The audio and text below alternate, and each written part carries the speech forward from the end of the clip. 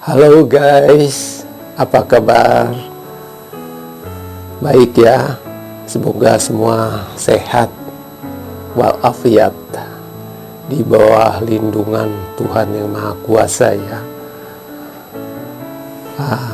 Gini guys, saya pada kesempatan saat ini mau membagikan sedikit pengalaman saya waktu saya menderita penyakit stroke, agar orang-orang yang sebelum ini belum ada riwayat penyakit stroke atau yang sudah dapat tahu, atau paling tidak yang belum itu mencegah agar tidak terkena penyakit stroke. Saya terkena penyakit stroke itu sekitar tahun 2016. Waktu itu saya masih bekerja di salah satu perusahaan. Ya, bekerja bagian keuangan. Entah apa kesibukan saya, atau capek, atau banyak pikiran, nggak tahu lah. Yang jelas dokter bilang saya terkena stroke akibat dari stres katanya. Jadi bukan akibat darah tinggi, kolesterol, atau yang lainnya. Akibat stres. Nah, ini hati-hati saudara-saudara sekalian, karena di Jakarta ini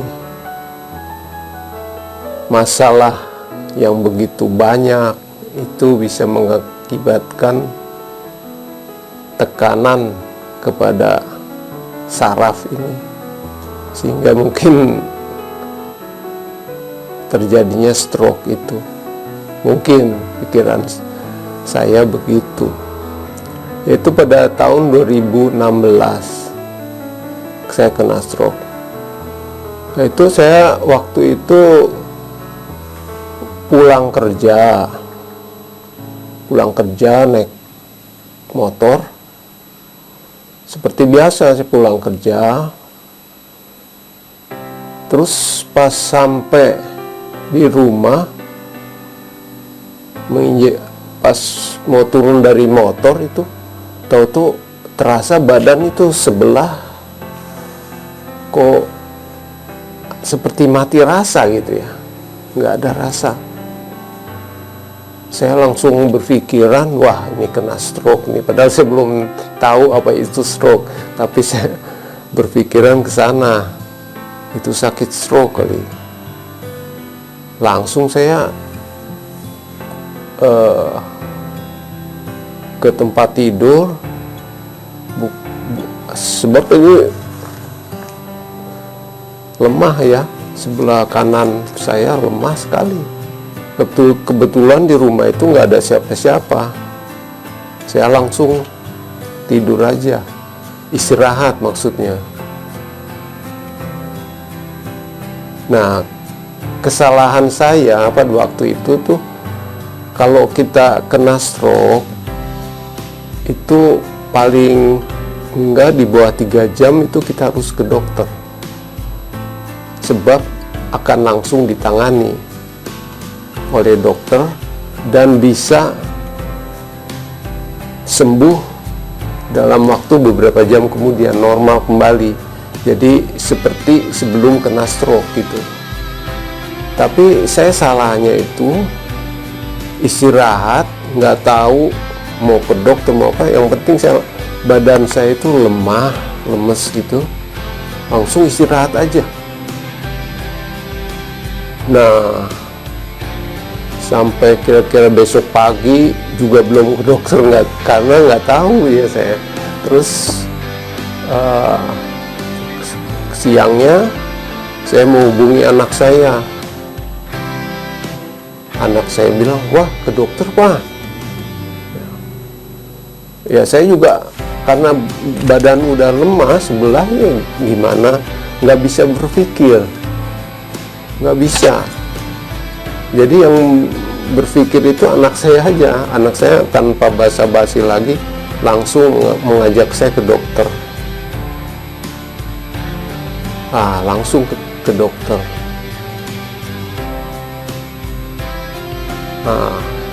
Ke dokter itu mesti ngantri juga lama gitu ya. Akibatnya saya terlambat ke dokter itu, akibatnya yaitu mesti mengalami perawatan sampai dengan kira-kira dari 2016, kira-kira 3 tahun lah.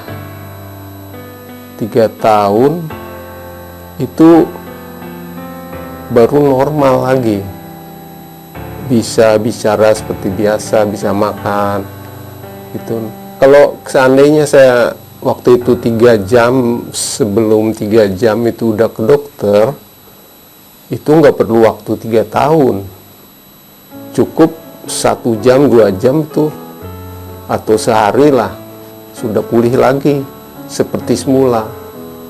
Tapi karena saya terlambat pertolongan ke dokter, terlambat sayanya untuk ke dokter, mengakibatkan perawatan yang begitu lama.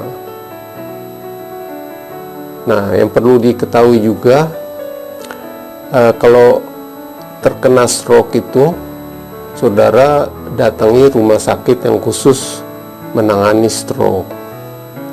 Seperti kalau di Serpong ini, rumah sakit Eka, rumah sakit di Jakarta tuh di Jakarta Timur kalau nggak salah. Pokoknya ada beberapa rumah sakit yang khusus menangani stroke. Nah, akibat daripada penyakit stroke ini, pertama itu badan seakan-akan lumpuh, tidak berfungsi. Bicara juga tidak jelas, seperti cadel itu, bicara ya nggak jelas lah, cadel. Terus tidak bisa berpikir, blank aja pikiran, seperti kita nggak tahu mau bertindak apa. Itu seperti pelongo-pelongo aja gitu, blank pikiran. Akhirnya saya bergantung kepada anak yang mengurusi. Semua anak yang mengurus itu. Nah, untuk tidak terjadinya penyakit stroke bagi saudara-saudara yang belum atau yang sudah, cara penanganannya itu kita mesti mengatur hidup kita dengan pola hidup yang sehat, makanan yang sehat, sayur-sayuran, buah-buahan, terus berolahraga ya, seperti fitness, jalan sehat ya, jalan sehat, terus makanan yang sehat ya, seperti buah-buahan tuh yang bagus itu apel itu bagus, pisang ya, kurangi garam ya. Kalau mau makan telur boleh, tapi seminggu 2-3 kali seminggu itu boleh lah. Ayam boleh juga, tapi yang tanpa lemak. Lebih bagus lagi ayam kampung, bagus tuh. Terus kalau mau goreng-goreng itu pakai minyak zaitun atau minyak canola, itu bagus. Tapi sebaiknya sih direbus atau dipepes gitu, pepes ikan, pepes tahu, tempe, daging boleh tapi terbatas ya, secuil aja. Nah, terus kita juga bagi yang udah kena nih ya, supaya tidak kena kepada stroke yang kedua. Nah, jadi kita cukup stroke sekali saja, jangan sampai kedua, ketiga, itu lebih parah nanti. Saudara mesti mempunyai alat tensi darah, itu penting sekali. Alat tensi darah penting, sebab begitu saudara kan makan nggak tahu ya, nanti kehidupan sehari-hari itu dikasih istri atau anak makanan, itu saudara kan bingung milihnya makan. Nah, nanti sebelum tidur saudara ukur tensinya. Kalau seandainya tinggi di atas 120, mesti hati-hati pakai obat. Nah, itu. Nah, saya selama ini yang dikasih dokter ya, itu yang membantu saya juga, itu obatnya amlodipin. Itu obat penurun tekanan darah, ada yang 2 mili, 5 mili, 10 mili. Tapi hati-hati minum amlodipin. Kalau tekanan darah udah 120 atau di bawah itu, jangan coba-coba minum amlodipin, bisa semaput, nanti pingsan malah ya. Amlodipin. Kedua itu sitikolin. Sitikolin itu vitamin otak. Bagus juga itu. Tapi harganya mahal. Tapi kalau dokter ada, di dokter juga ada. Terus Aspilet, obat pengencer darah. Aspilet ini mesti tiap hari diminum.